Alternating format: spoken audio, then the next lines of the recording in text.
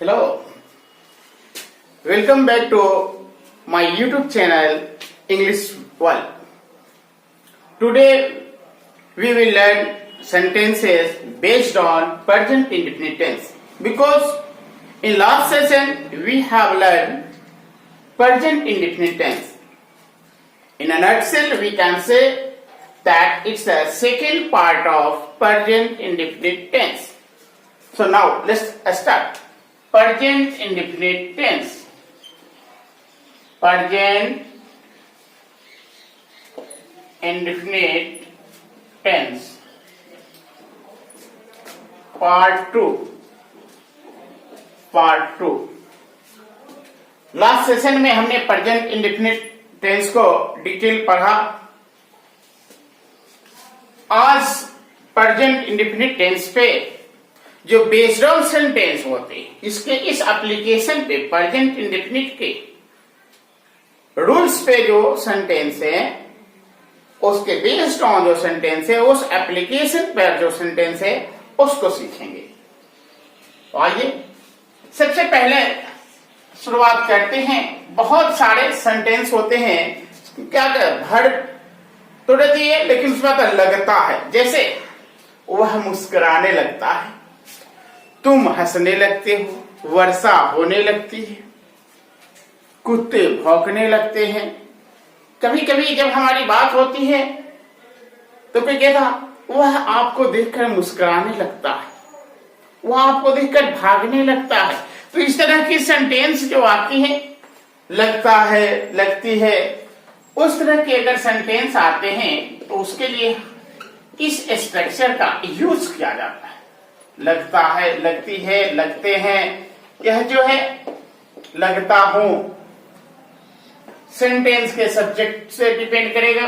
Present, past, sorry present का वो क्या है, सिंगुलर है या प्लूरल है, जो भी है तो प्रेजेंट इंडेफिनिट का सेंटेंस है. जैसे वह मुस्कुराने लगती है, वह मुस्कुराने लगती है. वर्षा होने लगती है, वर्षा होने लगती है. कुत्ते भौंकने लगते हैं, कुत्ते भौंकने लगते हैं.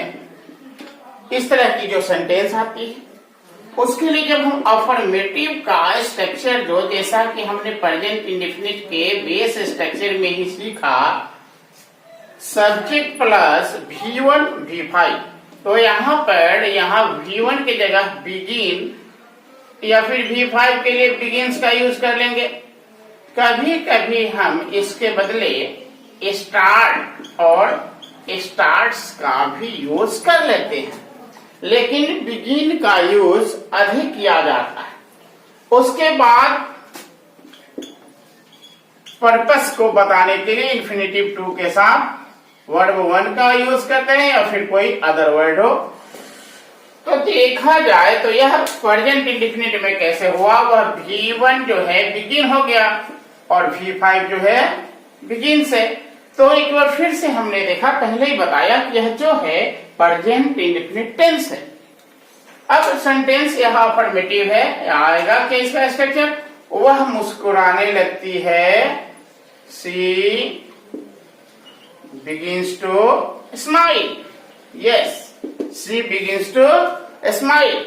अब यहाँ हमने begins का यूज किया क्योंकि सब्जेक्ट जो है थर्ड पर्सन सिंगुलर नंबर है. वर्षा होने लगती है, it begins to rain, it begins to rain. अगर चाहे तो आप इसको it starts to rain भी कर सकते हैं, it starts to rain कर सकते हैं.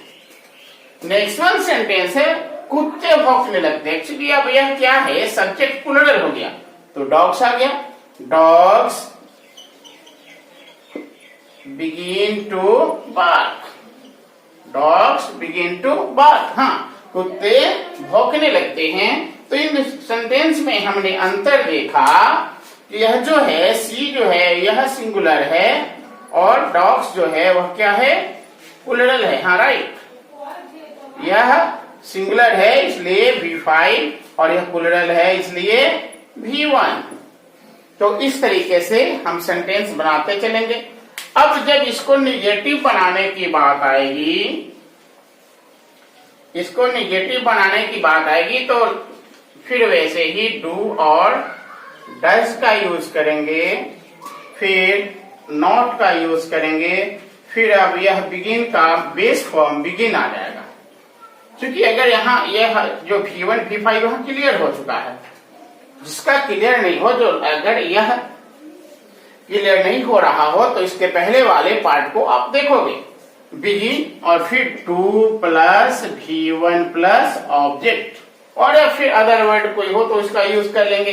अब आ गया वह भागने नहीं लगता है, he does not begin to flee। और अगर हम फ्रेज में यूज करना चाहिए तो रन अवे भी यूज कर सकते हैं, run away. Run away, run mean दौड़ना, अवे दूर, डिस्टेंस को बताता है। चलिए फ्रेज में सीखेंगे। तो अभी तक का अभी प्रेजेंटली यह देखेंगे कि जब निगेटिव करते हैं तो यह डज और डू का यूज लेकर नॉट का यूज करते हुए वहां बेस फॉर्म को बरकरार रखते हैं और फिर इन्फिनेटिव 2 प्लस V1 का यूज करते हैं और एट लास्ट अगर कोई ऑब्जेक्ट हो या कोई अदर वर्ड हो तो इसको यूज कर देते हैं। अब थोड़ी सी इस पर प्रैक्टिस करते हैं, क्योंकि यह भी जो है यह पूरा 1 to 8 बनेगा, 1 to 8 बनेगा। मैं एक सेंटेंस लेकर चलता हूं, अब देखोगे क्या इसमें अंतर है। पहला अगर सेंटेंस की बात करें, वह मुस्कुराने लगती है, she begins to smile, she begins to smile। Structure 1 कर लिया और यह अफर्मेटिव हो गया, यह अफर्मेटिव हो गया। सेकेंड निगेटिव की बात करते हैं, निगेटिव तो यहां नॉट लेते हैं, शी डजन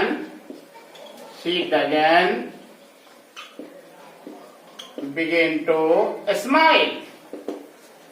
इंट्रोगेटिव थर्ड करते हैं, इंटेरोगेटिव का यूज करते हैं, तो फिर does she begin to smile और फिर यह नोट ऑफ इंट्रोगेशन हो जाएगा, क्वेश्चन मार्क। फोर्थ पॉइंट पे इंट्रोगेटिव विद नेगेटिव करते हैं, I mean interrogative with negative, तो फिर यहां वही does she not begin to smile. अब सेंटेंस विद क्वेश्चन वर्ड की चर्चा किए थे लास्ट में, और 5 में करते हैं affirmative sentence with question word, affirmative with question word, affirmative with question word. तो सेंटेंस तो इंट्रोगेटिव ही होगा, सेंस इसका अफर्मेटिव होगा, just why does she begin to smile, वह क्यों मुस्कुराने लगती है। और इसी का जब निगेटिव करते हैं, negative in the sense, negative with question word अगर करते हैं तो यहां नॉट का यूज कर लेंगे, वाई और व्हाट एवर। आप दूसरा भी यूज कर सकते हो question word, just when does she not begin to smile, when does she not begin to smile, yes, when does she not begin to smile। 7 structure जो आते हैं वह sentence with interrogative pronoun,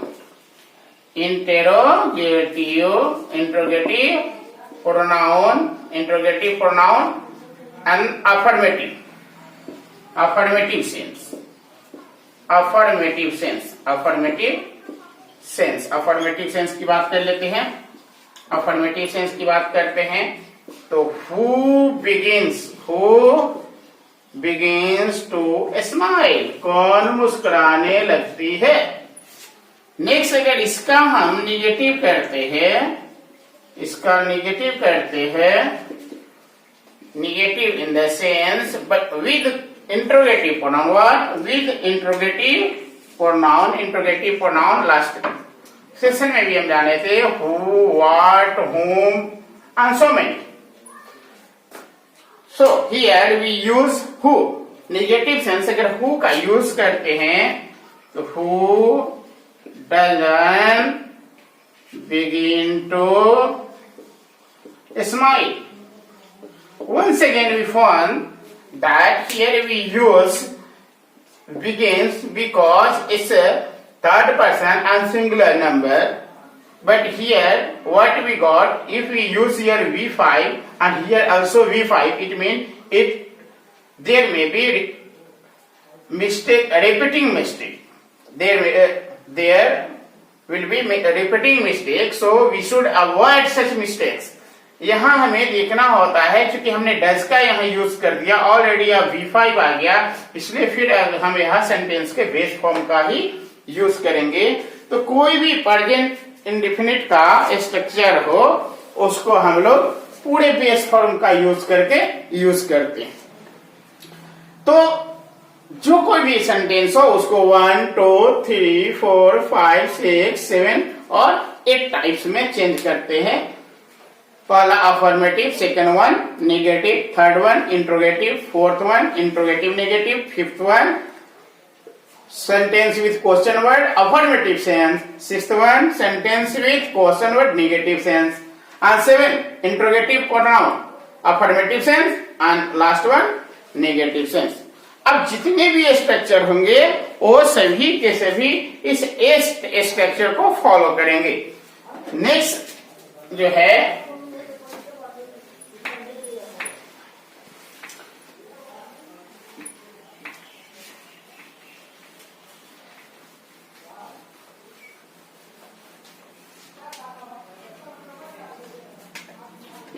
verb plus मन करता है, मन करता है,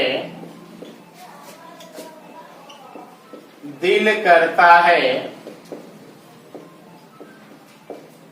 इरादा करता है,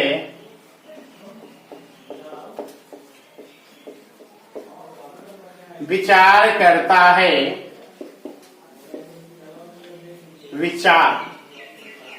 विचार करता है, ख्याल आता है। अलग अलग भाषाओं में शब्द अलग होते हैं, उसके मंतव्य, उसके अर्थ वही होते हैं। सेंस सभी के सेम हैं, सेंटेंस अलग है। जैसे तुमसे मिलने को दिल करता है, तुमसे मिलने को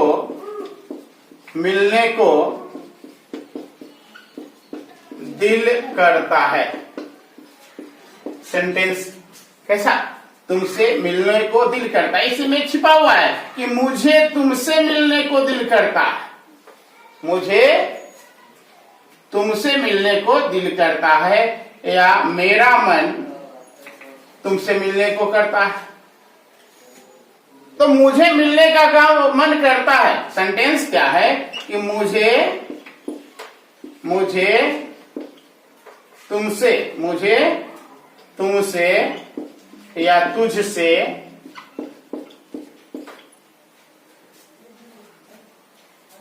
मिलने का मन करता है, मिलने का इरादा करता है, ख्याल आता है। इस तरह की जब सेंटेंस आती है तो उसका अफर्मेटिव सेंटेंस बनाते हैं तो स्ट्रक्चर हो जाता है सब्जेक्ट प्लस इंटेंट, और फिर ये हो गया इंटेंट्स। अब ये V1 है और ये फिर V5 है। नेक्स्ट 2 प्लस वर्ब 1 और फिर ऑब्जेक्ट और अदर वर्ड। फिर से एक बार करेंगे कि अगर इसी का जब निगेटिव करेंगे तो ये इंटेंड जिस सब्जेक्ट के साथ यूज किया उसको डू के साथ नॉट लगाएंगे, डू के साथ नॉट का कंकरेशन करेंगे, जब उसको कंकरेंट फॉर्म करेंगे तो डोंट होगा, और अगर नहीं करेंगे तो डू और नॉट सेपरेटली होगा। उसी तरह से डज, यहाँ इंटेंस है, इंटेंस को जब ये निगेटिव बनाने के लिए करेंगे तो इसका वी फॉर्म आ जाएगा डज, V5 जो है आ जाएगा डज, और ये बेस फॉर्म इंटेंड आ जाएगा, और तब उसको या तो डजन यूज करेंगे या फिर डज और नॉट सेपरेटली यूज करेंगे तो सेंटेंस हो जाएगा तुमसे मिलने को दिल करता है, I intend to see you, I intend to see you, I intend to meet you. एक मूवी का गीत है, रे बाबा तुमसे मिलने का दिल करता है, तो मिलिए, कौन मना किया है, वही। तो इस तरह की जब सेंटेंस आएगा तो क्या कर सकते हैं, O dear I intend to see you. अगर आप अपने कहीं रिलेशन में चले जाते हैं किसी रिलेटिव के यहाँ, क्या पूछता है, do you not intend to come, क्या आने का मन नहीं करता है, what you say, I intend, yes I do, I intend, हाँ मन तो करता है, but what to do, I don't have time, क्या करे समय नहीं है, वही, because we have to do a lot of work. Has to और हैव टू का यूज हमने पढ़ा था प्रीवियस सेंटेंस में। मेकिंग सेंटेंस से एक सेशन है, एक पार्ट है, आप देखेंगे, चैनल में जाएंगे, वहां सर्च करेंगे मेकिंग सेंटेंस पार्ट 1, वहां हमने बताया था जाना है करना है, उसमें देखेंगे। तो इस तरह से क्या हो गया, O dear I intend to see you, अरे बाबा तुमसे मिलने का दिल करता है, मिलने का मन करता है। तो इस तरह से हम बना सकते हैं।